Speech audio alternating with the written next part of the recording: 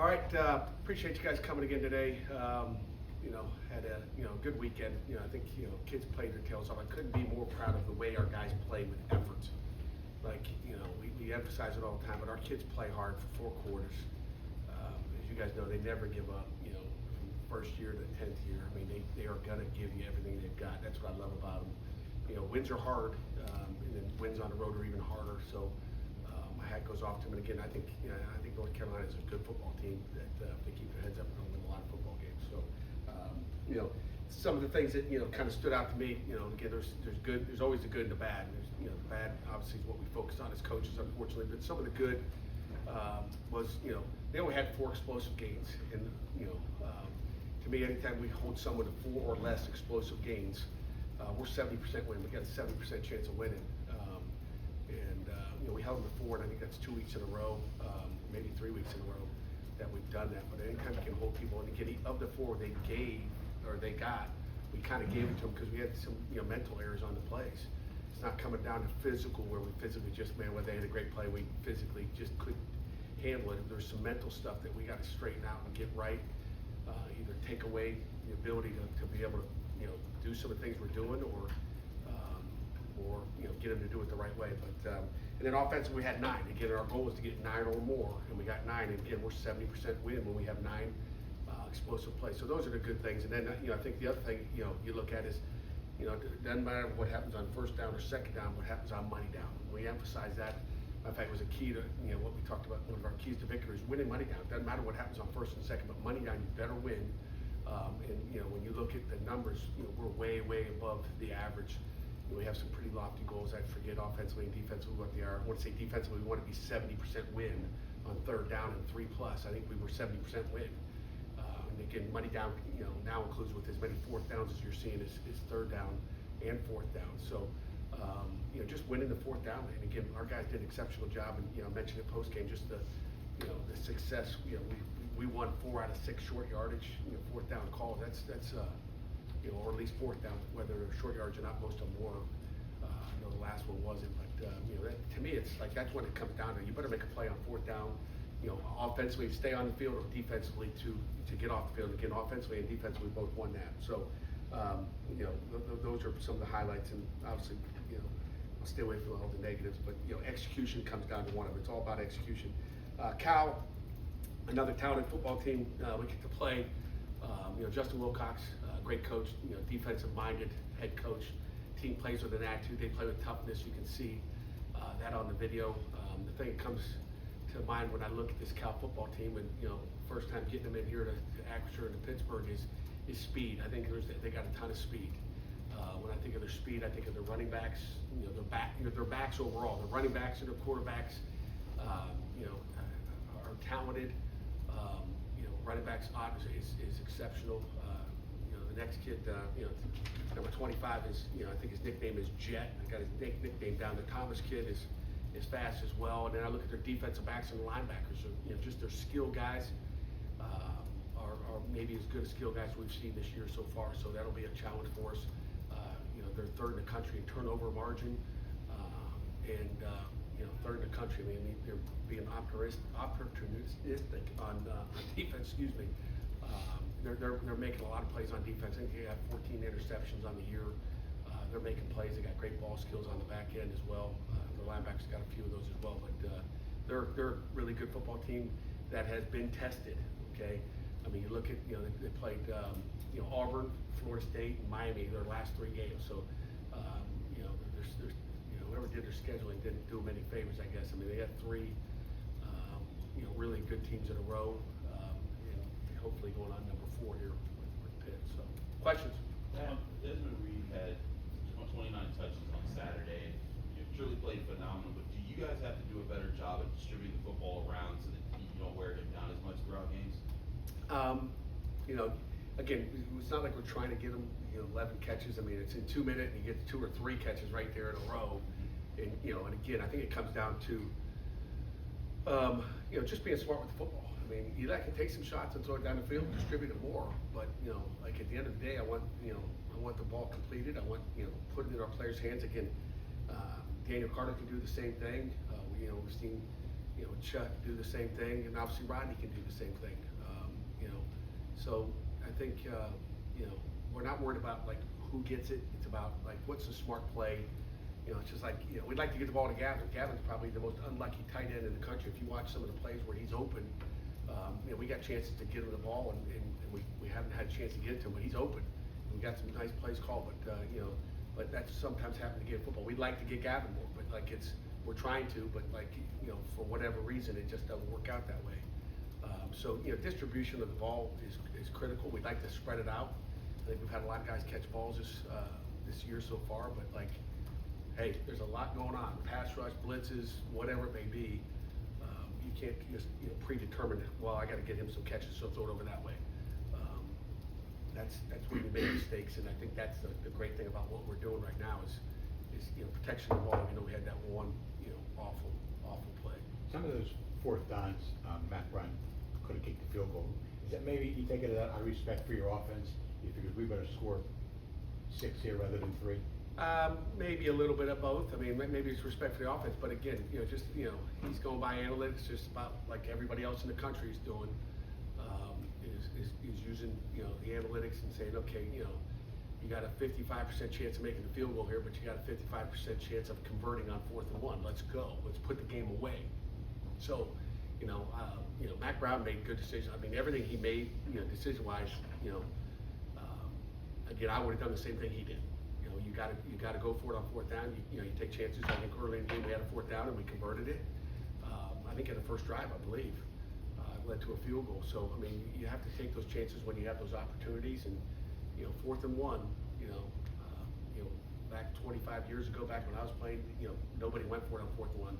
Even in your own territory, people are going for it more and more every single year because of the odds of getting it and the sophistication of offensive plays. So I think that's where you're going. And Mac Brown's a heck of a coach, and he made good decisions. I would make all the same decisions he did. I just didn't have as many opportunities to do it. I think we were 2 for 2 on 4th down, I believe. EJ, correct me if I'm wrong, but again, we made, which is but guys got to make plays too. You've had 4 different 100-yard receivers this year, 2 different 100-yard rushers. As a defensive guy, how difficult does it make it for opposing defenses to game plan when it's not about just focusing on stopping one or 2 guys? It's a lot harder, man. And again, to Chris's point, spreading it out. We're trying to spread it out as much as we can. We'd like to have another couple this week as far as who you're getting the ball to, but it all depends on what they're doing. And it's not like we're just throwing the ball to that guy, and they can double cut. They can't double. They got to worry about everybody, and that's what makes it so hard with Desmond in the back here, because he's a running back, but he's also a receiver. And it's not like he's a good receiver and an average running back. The guy can make plays, when he gets the ball handed off. So it's like, what do you. Again, we call it 11 personnel, where most of the time 1 tight end and 3 wide receivers in a running back. But really, you could look at it and say it's 4 receivers in the game, but it's also got a running back in the game. He's a slash type guy that can do it all. I mean, he's a receiver and he's a running back, and he's deadly at both. I think that's what makes him so exceptional. How did 130 FBS schools not realize that Dez was a big-time college, including this one, by the way, not realize that Dez was a big-time college football player? There's a bunch of them, at the FCS level. There really is. Again, you're looking for guys that are bigger than this podium, and normally if you can't see them, and you're like, hey, where are you over there? Again, it comes down to size. There's so many good players out there. Okay, and that's why I said everybody gets all concerned about these 5-star guys. It ain't about the 5-star guys. It's about those guys that can play, and whether it's a 2-star, 3-star guy. I think it all comes down to Chris P can tell you, like it comes down to just evaluating what you like. And when we watch the tape, like he's explosive, and you can look at the size and all that. We've had little guys through the years be good players, but there are just so many players out there, and if you've got a choice between a 5'8" guy and a 6-foot guy, you're going to take the 6-foot guy, and then it just trickles down. But that's a great thing about the portal for some of those FCS teams is you go there and prove what you have. You can move up and do great things, and either way you got a chance to go to the NFL. But to be able to prove it at a higher level, he's getting that opportunity, and he's following through with it. On your final drive, I was curious. Obviously take more than 7 minutes off the clock, you get points out of it, successful. There was still a number of snaps, snap the ball with 31 seconds left, 27. was Eli still just kind of staying in the tempo he was comfortable with? Should he run that clock even more on some of those plays there? Yeah, we've had conversations offense, just, running the clock out, maybe they don't even get into a 2 minute, maybe the, game's over and we don't have to run another snap, making use of timeouts, all those things.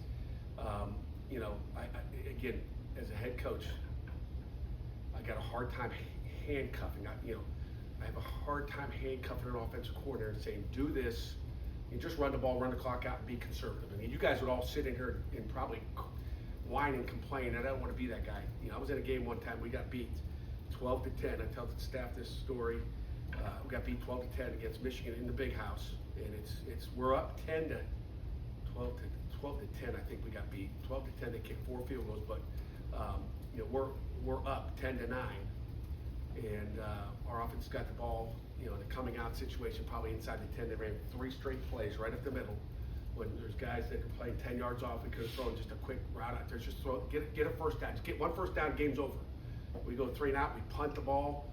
Michigan doesn't get a first down, and they kick a field goal to win the game 12 to, So it's that, being conservative. What got you where you are is the way I look at it. And the thing, so I don't care if they run or pass. I want to continue to be aggressive. If you look at the videotape, they're all in the box. Okay, and Coach Bell's like, Coach, we're gonna score a touchdown here. I'm like, that's great. I like guys that want to score touchdowns. Like, go ahead. I'm not gonna say, hey, run up the middle for a 1 yard loss. What's better, score a touchdown? So, the thing that we have to do a better job at in that situation, whether you run it or pass it or clock, number one is we got to make sure we kick a field goal. We got a great field goal kicker. If we didn't have a great field goal kicker, I would say let's get in the end zone. I don't trust that guy. I don't really want to kick a field goal in this situation, but let's take our shots. And if we did a better job of protecting, and maybe we got Gavin wide open in the end zone, but we didn't protect the quarterback because we didn't block the wrong guy. Okay, so there's those situations. So we can score. We're at 14, and then they need 2 touchdowns. But the emphasis is not on what we did run pass. It's about executing at the end of the game the right way, whether it's blocking the guy and then the quarterback being smart with the football at the end of the game, of knowing that, hey, we got a field goal ready. Do not throw the ball where even anybody in North Carolina has a chance to touch the ball. That's what we don't want to happen. And if in doubt, throw it out of the end zone and we're okay. Okay, but we got to be smarter there, and that's rookie mistakes there. And I told Coach Bell, just like and we in the last 2 plays we get our quarterback hit, and I don't want him hit either. So those are the things that I was disappointed in the last series. But as far as play calling, I want to go get him, and I want to be aggressive, and I don't want to handcuff a coordinator where he's stuck running the ball up there, and everybody's going, "What are we doing here?" How do you like Eli's balanced decision making? And you guys are undefeated, and he's literally not just average, he's scored 3 touchdowns a game, thrown 3 touchdowns a game every contest you guys have had. But talking about avoiding mistakes like that, just distribution of football, how do you feel he's done, and what do you feel like his next step to improve? I think it's he's done a remarkable job as a redshirt freshman playing his first season. He's done an unbelievable job. But those are some of the things that we still have to work on, understanding the situation, and that, hey, it's like I told Coach Bates, I said, just, in our staff room, I'd say, Coach Bates, you feel better with a 10-point lead going into 2 minute or a 7-point lead? And it's like, as a defensive coordinator, you want that 10 points. It's like, oh, if they score, we're okay. Everybody's a little bit looser on defense and lets us go, as opposed to playing tight, like we can't give them anything. Hey, they can get a couple yards. Doesn't matter. They got to score twice. They ain't scored twice in a minute 33 or whatever was on the clock. So, Pat, on EJ's game notes, there's a number next to your team's name for the first time in a while. Is that something that comes up in meetings, or do you tell him to ignore it, like you tell him to ignore it when maybe expectations? we ignored it, Will. I mean, just like, didn't talk about it last night at all. But, Tuesday just talked about, like, hey, refocus. Doesn't matter what we've done in the past. I mean, that's just the name of the game. That's what I've done forever. And like, I don't care the ranking. I don't care the preseason ranking. The only one that ranking we'll brag about is whatever our postseason ranking is, okay? And trying to win a championship. So those are the rankings that you worry about. Right now, midseason, if you get too caught up in, oh, look at us, we're ranked. Good luck to you. That being said, what do you like about your team? 5 games in, what have you learned about them that maybe you didn't know on August 31st? Resiliency, I guess. I mean, toughness, like just the whole, the character thing. And the other thing I talked about, I always talk a lot about those 4, words up there: attitude, effort, toughness, and knowledge. But like their attitude, I love their attitude. There's not a selfish, bone on our football team. At least they haven't shown it yet. I mean, I like their attitude. I like their, you know, their selflessness that they've shown. It doesn't matter who catches the ball, who has the big game as a receiver, who makes a sack. They're celebrating together. There's no whining afterward. Well, I didn't get my chance. You know, you celebrate in the locker room. You got someone sitting in the locker over there. I've seen that before. Where there's someone sitting in the locker room all by himself, kind of like, I didn't get to play. I didn't get to make a play. I didn't, you know, whatever it is. I don't see that. And so that's what I've learned. That you know, this team is selfless. You know, they're worried about the we and not the me. What's good for me, which we continue to preach. And you know, and it's just you just enjoy coaching this football team. Pat, are those the reasons why teams make plays at the end of games and some teams don't? Like you guys you've had comebacks, you've made plays when you needed to on the road, at home.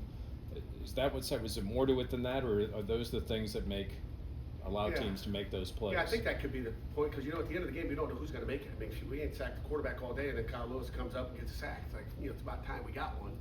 And it's not all about sacks, but it's like you get them when you need to, but I think that's it can happen anywhere. It's not like you're running a route, know that he's never going to throw me the ball. I'm going to go run this post route or this fade route, and he ain't going to throw it to me. Well, everybody's got a chance. Just run it and see what happens. So I think that's what it comes down to. Dejon Reynolds, for example. I mean, that deep ball, he caught that 40-yard touchdown. It's his first catch of the year, but he didn't run that route like he wasn't going to get the ball. He wasn't necessarily the primary target on that one, but he became the primary target.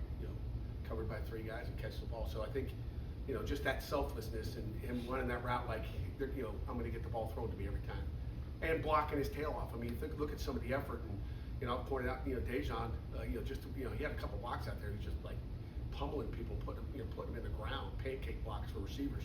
Those are some big blocks. Gavin Bartholomew, regardless of what he has 11 yards receiving, but on one of Eli's runs down the sideline, down their sideline, he takes a guy and he's blocking him for 10 seconds and drills him to the ground. Like, you talk about effort, he ain't worried about his catches. He's worried about winning and doing his job and just playing with an attitude and some great effort. You saw that, Chris, huh? You liked that block, huh? I did. I saw you shake your head. I actually noted it on Twitter late in the game. Pat, you guys added Sean Fitzsimmons as a starter on the depth chart. What did you like about him? And with 6 starting defensive tackles, you guys going to run a 6-3-2 on Saturday? We're going to run 60 tackles. It's like it's by committee, and I hope we don't put 60 tackles out there. That would not be good. Linebackers would not be happy. But it's like every week we're going to start the guys that have the best week of practice, and if Fitzy had the best week of practice. I mean, Francis Brew did some great things as well. Like, he only had 9 plays. It's like, maybe we should have got him more. And you sit there as a coach, you're trying to get as many in there as you can and see what they've got. But there's some Ghost is he's a screen killer. I think the first screen they ran, which screen was a major emphasis last week. He turns and goes, like, he sniffs it, he feels it, and makes a great tackle on a screen that's out there in the flat. So we're just going to utilize him as we go. But Sean Fitzsimmons, first game back, he's usually a slow guy getting back off an injury, but man, we didn't know what we get out of him. We wanted to limit his plays. I think he had 40+ snaps, and we were thinking about limiting it going in just to not overdo it, but it was hard not to put him on the field. But we saw a lot of good stuff out of those guys up there when we were going the right way. And there was times when we were going the wrong way, and it wasn't necessarily their fault. I blame coaches for it, number one, and then our players, communication issues. But Sean did a nice job, and so were those other guys. Are you concerned about the lack of sacks? No, not really. It's a great question. Last week, doing self-scout, you love that self-scout stuff. I want to say 2/3, at least 40% of our third down. I mean, when are you going to get sacks? When they're definitely throwing the ball, right? Third down, we're seeing a tremendous amount of screens, more than I've ever seen in my life. People just throwing screens. Well, quarterbacks fading back, just throwing it out there. Like, people are getting the ball out of their hands because they don't want to give up sacks. So we can all get worried about sacks. Last week the emphasis was not getting sacks. It was to kill the screens, to make sure we took their screens away because their screens were so good and deadly. And we knew going into this game, we're like, shoot, if on third down we're seeing that many screens coming into the game, and now we're facing the best screen team we faced, we're going to see even more. That's why it was so important when Ghost got that that first screen. It was like, ooh, we got him. I mean, we sniffed out screens. Jimmy Scott takes care of a screen. He rushes up the field, feels it, he covers the tight end screen, and then they throw it to a receiver down the field on a screen, and there's linemen down the field. You can't really throw it downfield when there's screens and the linemen are running downfield. It's like, you can't do. I've never seen that done before ever. But it's because we sniffed out the screen and they threw it down the field. You can't. It's one of those plays. It's like, how do you stop that one? You can't. So I'm not concerned about the sacks. If you looked at drop back pass per sack, that's what I would worry about, but I haven't looked at that stats. It's getting a win and stopping them and finding a way to get it done. Steven, you got the love. I do love sacks. I like it, but you know what? More important than the sacks probably is the amount of hits you're gonna get on a quarterback. So if you count quarterbacks, we've hit some quarterbacks. You got enough of those on I like touchdowns. I like strip sack touchdowns. And the one we got when we're an inch away from having another sack and a strip sack and the Kai Johnson's running, to the end zones for a touchdown. So we're hitting the quarterback, and that's probably, if the quarterback sitting back there in a clean pocket, not good. So. On the flip side, no sacks allowed. What did the offensive line show you? They improved. Well, they held a couple times, so that helps, okay? The first holding call was just okay, but there were the other ones. Bears saved the quarterback one time, which, is a good thing. So, two of the three were good calls and warranted in a big way. But, hey, protect the quarterback at all costs. And, our guys, our offensive line did that. But he got hit. I don't want him getting hit either. That's the thing. Okay, we didn't give him any sacks, but, as I mentioned, to Chris earlier, those, last two plays of the game, he's in there. He got hit both times. Like, we don't want that to happen. Chris, go ahead and wrap us up. Jay Knott has been a threat, and I know you talked about this offense and what it can do. What do you guys have to do better this week to specifically what he brings to this? Well, we faced a great tailback, a bigger, fast tailback last week, and that guy got the edge. Again, facing another one this week. Ott's a good football player. Didn't start off. Had a little nagging injury, whatever it was. I'm not their trainer, but has come back and he's talented. He can catch them all in the backfield. He kind of reminds you a little bit of a Des Reed. He's got the ability to do it all. And if you give him a lane, he can take it to the house at any time. And so can the Thomas kid, the Jet kid there. Coach, thank you very much.